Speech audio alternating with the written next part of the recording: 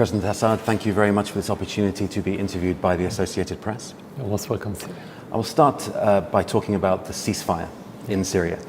Russia, the US, and several countries say a ceasefire could be revived despite the recent violence and recrimination. Do you agree, and are you prepared to try again? We announced that we are ready to be committed to any halt of operation, or if you want to call it ceasefire. But it's not about Syria or Russia. It's about the United States and the terrorist group that's been affiliated to ISIS and al-Assad and al-Qaeda, and to the United States and to Turkey and to Saudi Arabia. They announced publicly that they're not committed. And this is not the first attempt to have a halt of operation in Syria. The first attempt was in last February, and didn't work, I think, because the United States, and I believe that the United States is not genuine regarding having cessation of violence in Syria. Do you believe there could ever be a joint US-Russian military partnership against the militants as outlined in the deal? Again, practically yes, but in reality no, because the United States doesn't have the will to work against al-Nusra or even ISIS, because they believe that this is a card they can use for their own agenda. And if they attack al-Nusra or ISIS, they will lose very important card regarding the situation in Syria. So I don't believe the United States will be ready to join Russia in fighting terrorists in Syria. This week, the US has said the coalition attack on Syrian troops was an accident. Do you accept their explanation? No, it's not, because it wasn't accident by one airplane for once, let's say. It was 4 airplanes that kept attacking the position of the Syrian troops for nearly 1 hour, or a little bit more than 1 hour. You don't commit a mistake for more than 1 hour. This first. Second, they weren't attacking a building in a quartier. They were attacking a huge place constituted of many hills, and there was no terrorist adjacent to the Syrian troops there. At the same time, the ISIS troops or the ISIS militants attacked right away after the American strike. How could they know that the Americans are going to attack that position in order to gather the militants to attack right away and to capture it 1 hour after the strike? So it was definitely intentional, not unintentional, as they claimed. Did Syria or Russia launch the attack on the Red Crescent convoy this week? And should Moscow be held responsible, as the White House has said? No, first of all, there have been tens maybe of convoys from different organizations around the world coming to different areas in Syria for the last few years. It has never happened before, so why to happen now, either by the Russians or the Syrian? No, it's a claim. And regarding the claim of the White House yesterday, accusing either the Syrian or the Russian, in that regard, I would say whatever the American officials said about the conflicts in Syria in general has no credibility. Whatever they say, it just lies, and let's say bubbles, has no foundation on the ground. So what happened to the convoy? Who should be held responsible? Those convoys were in the area of the militants, were in the area under the control of the terrorists. That's what they should accuse first, the people or the militants, the terrorists who are responsible of the security of this convoy. So we don't have any idea about what happened. The only thing that we saw was a video of burned cars, destroyed trucks, nothing else.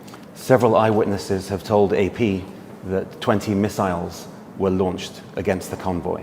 There is footage of torn bodies. This does not seem as though it would be anything but an attack from the air. Yeah. Eyewitnesses are also talking about barrel bombs, and as you are aware, your administration has been accused of using barrel bombs in such circumstances.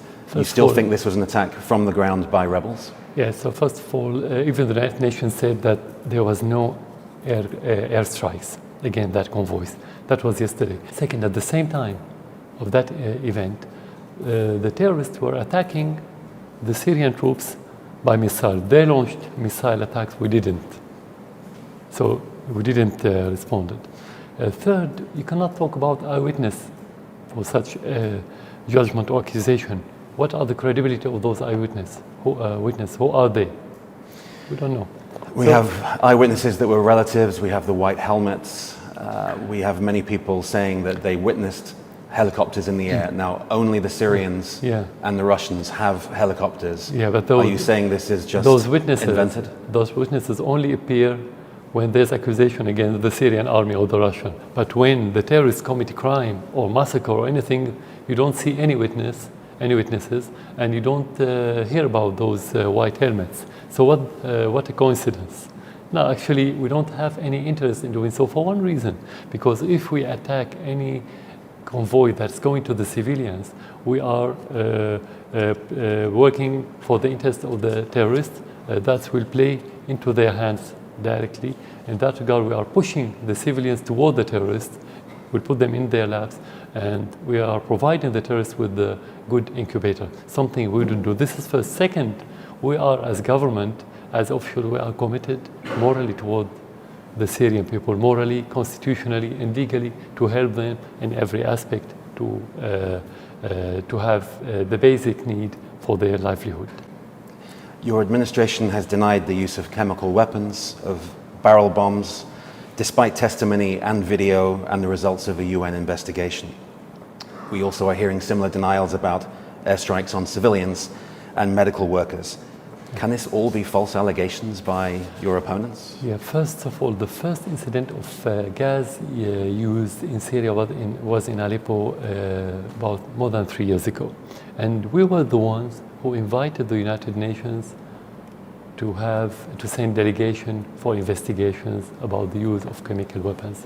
And the United States objected and opposed that action for one reason, because if there's investigations, they're going to discover that the terrorists use gas, not the Syrian army. In that regard, in that case, the United States won't be able to accuse Syria. That's why they were opposing that delegation. In every incident, we ask the United Nations to send delegation, and we are still insisting on that position that they have to send delegation to make investigation, but the United States is opposing. So actually, if we've been using that, we wouldn't ask for investigation. To the international community, it seems as though none of the charges or accusations stick, that everything is denied, everything here is okay. By your administration. Yeah. Do you not feel that that undermines the credibility? In other instances, the Americans, for example, admitted the attack on the Syrian military was a mistake. Now, you don't accept that, but from the Syrian administration, all the international community hears is denial. Regarding which issue? Regarding the accusations of violations of human rights, of barrel bombs. Okay. Look, if we want to talk about mistakes, every country has mistakes, every government has mistakes, every person has mistakes. When you have war, you have more mistakes. That's the natural thing. But the accusation have no foundation regarding Syria. When they talk about barrel bombs, what a barrel bombs is? It's just a title they use in order to show something which is very evil, that could kill people indiscriminately. And as I say, because in the media, when it bleeds, it leads. They don't talk about bombs. No, they call it barrel bombs. Bomb is a bomb. What's the difference between different kinds of bombs? All bombs are to kill, but it's about how to use it. When you use armament, you use it to defend the civilians. You kill terrorists in order to defend civilians. That's the natural role of any army in the world. When you have terrorists, you don't throw them with the balloons, or you don't use rubber sticks, for example. You have to use the armament. So it's not about what the kind of armament, it's about how to use it. And they want to use it to use that term to accuse the Syrian army of killing civilians. We don't kill civilians because we don't have the moral incentive. We don't have the interest to kill civilians. Our people who support us, if we want to kill the Syrian people, who's going to support us as government, as officials? No one. So in reality, you cannot withstand for 5 years and more against all those countries, the West and the Gulf states, the petrodollars, and all this propaganda, the strongest media corporation around the world, if you don't have the support of your own people. That's again the reality. So no, we don't use it. I wouldn't say that we don't have mistakes again, that many mistakes that have been committed by individual, but there's difference between a mistake or even a crime that's been committed by individual and between a policy of crime that's been implemented or adopted by government. We don't have such a policy. And yet the hundreds of thousands of Syrians who are fleeing the country, many drowning on the way, many of them say they are fleeing your forces. What exactly are they fleeing if this campaign doesn't exist, if this campaign of violence indiscriminate against them? You have to look at the reality in Syria. Whenever we liberate any city or village from the terrorists, the civilians will go back to the city while they flee that city when the terrorists attack that area, not the opposite. So they flee first of all the war itself, they flee the area under the control of the terrorists, they flee the difficult situation because of the embargo by the West on Syria. So many people, they flee not the war itself, but the consequences of the war, because they want to leave. They want to have the basic needs for their livelihood. They don't have it. They have to flee these circumstances, not necessarily the security situation itself. So you have different reasons for the people or the refugees to leave Syria. Many of them supported the government in the recent presidential elections in different countries. So that's not true that they left Syria because of the government. And that accusations mean that the government is killing the people while the terrorists, mainly Al-Qaeda and Al-Nusra and the other Al-Qaeda affiliated organizations or groups, protected the civilian. Is that the accusation? No one can believe it, actually. Let's turn our attention to the people that can't flee, the people who are in besieged cities around Syria, for example, Aleppo. Yeah. To go back to the ceasefire agreement, aid was supposed to get into the city, but you did not hold up your end of the agreement. Why was that? And how can you really justify withholding aid to cities? Again, if we talk about the last few years, many aids coming to different cities. So why do the Syrian government prevent convoy from coming to Aleppo, for example, while allowing the others to reach other areas? This is contradiction. This is not, you cannot explain it. It's not palatable. This first. Second, if you look at the other area under the control of the terrorists, we're still sending vaccines from the Syrian government budget. We're still sending salaries to the employees from the Syrian government budget. So how can we do this and at the same time push the people towards starvation in other areas? More importantly, the terrorists who left liberated areas under the what we call reconciliation or certain agreements in different areas, they left to fight with other terrorists in Syria while they sent their families to live under the supervision of the government. Why didn't we put those families to starvation? So this is contradicting. I mean, what you're talking about is contradicting the reality, and we don't contradict ourselves. But the world saw the reality of Aleppo. There were UN convoys of aid that were not allowed into the city. Are you denying that that was the case? The situation has been like this for years now. If there's really siege around the city of Aleppo, people would have been dead by now. This is first. Second, more importantly, they've been shelling the neighboring areas and the position of the Syrian army for years, non-stop shelling of mortars and different kind of lethal bombs. How could they be starving while at the same time they can have armaments? How can we prevent the foods and the medical aid from reaching that area and we cannot stop the armament from reaching that area, which is not logical? So what is your message to the people of Aleppo who are saying the opposite? That they are hungry, that they are suffering malnutrition, that there are no doctors, that doctors have been targeted and killed in airstrikes, that they are under siege and they are dying. What is your message to them? You can't say the people of Aleppo because the majority of the people of Aleppo live in the area under the control of the government. So you cannot talk about the people of Aleppo. If you want to talk about some who allegedly claiming this, we tell them, how could you still be alive? Why don't you have, for example, epidemic if you don't have doctors? How could you say that we attacked, they accused Syria of attacking hospitals? So you have hospitals and you have doctors and you have everything. How could you have them? How could you have armament? That's the question. How can you get armament to your people if you claim that you have people in grassroots while you don't have food? They have to explain. I don't have to explain. The reality is telling. Yeah, they say the opposite. They say they are surviving on whatever they can, on meager means. Again. And they are a city under siege. You do not accept that Aleppo is a city under siege with people starving and hungry. Again, how can I prevent the food, not prevent the armament? Logically, how? If I can prevent food, I should be able to prevent armaments. If I don't prevent armament, that means everything else will pass to Aleppo.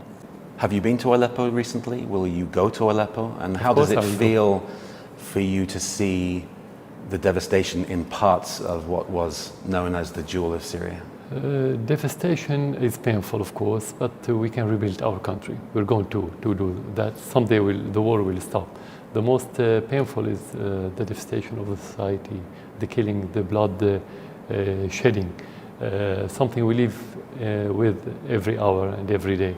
But how would I think? I would think when I see those pictures, how would the Western official feel when they look at these devastation and these killing pictures and they know that their hands are stained with their blood, that they are committed the crime directly in killing those people and destroying our civilization. That's what I think about. Yet to the outside world, it feels as though the end justifies any means in your war on terror. Do you accept that? They don't have morals, of course. This is Machiavellian principle. The end justifies the means. We don't accept it now.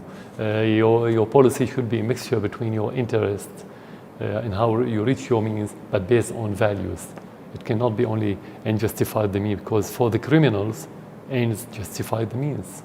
For thieves, for every illegal and immoral action, end justify the means.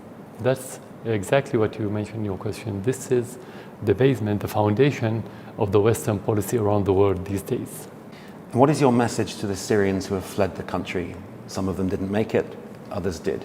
Yeah. Do you call on them to come back? Do you expect them to come back? Of course, it's a loss. It's a great loss. The worst loss any country have, not the infrastructure or the building or the material loss. Actually, it's the human resources loss. Something we want to see coming back to Syria. And I'm sure that the majority of those Syrians who left Syria, they will go back when the security, when the life going back to its normality, when the minimum requirements for livelihood will be affordable to them, they will go back. I'm not worried about this. Do you have any expectation of when that will happen? When Syria will be pacified to some degree, that they can come back? Yeah, if we look at it from regarding or according to the internal Syrian factors, I would say it's very, very soon, few months, and I'm sure about that, I'm not exaggerating.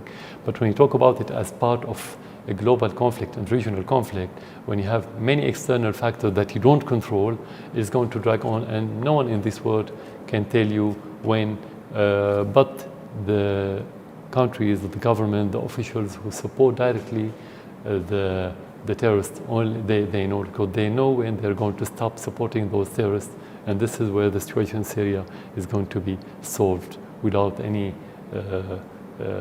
real obstacles. So let's just dwell on that point for a moment. Do you believe that in a couple of months the situation in Syria will have dramatically changed in your favor to the point that refugees can come back? No, because I don't believe that in a couple of months Erdogan and the United States regime and the Western regimes in general are going to stop, and of course Saudi Arabia and Qatar are going to stop the support of the terrorists. I don't see it in the next 2 months. So how can you really incite Syrians to come back in 2 months, as you said? I said if there's no external factors. I said if you look at it as isolated case, as a Syrian case, which is theoretical, I mean, this is where you can say in few months you can solve it. But now we're talking about situation which is part, you're talking about arena which is part of the international and regional arena, not isolated. So this is where I said no one have the answer. When will it end? It's now 1 year since Russia got involved in the war. Yeah.